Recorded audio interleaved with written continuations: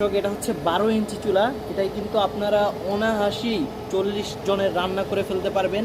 এবং দেখতে পাচ্ছেন মাত্র 2 টুকরা কাঠে ধাউ ধাউ করে আগুন জ্বলতেছে। কি পরিমাণ আগুনের ফোর্স!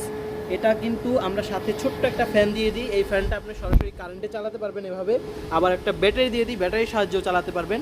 আর এই ফ্যানটা চালালে কি হবে দেখেন, কোনো প্রকার ধোঁয়া নাই এবং কোনো প্রকার কালি হবে না, ধোঁয়া কালি হবে না। এবং বড় লাকড়ি দেওয়ার জন্য কিন্তু এই পাশে একটা দরজা আছে, হ্যাঁ, বড় লাকড়ি ব্যবহার করতে পারবেন।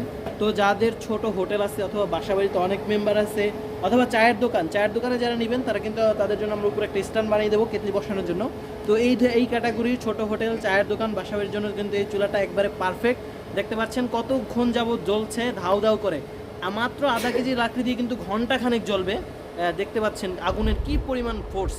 তো যারা নিতে চাচ্ছেন, যাদের 1000, 2000, 5000 টাকা জ্বালানির পিছনে খরচ হয়ে যায়, তারা কিন্তু এই চুলাটা নিলে খুবই স্বল্প খরচে আপনার রান্না সেরে ফেলতে পারবেন।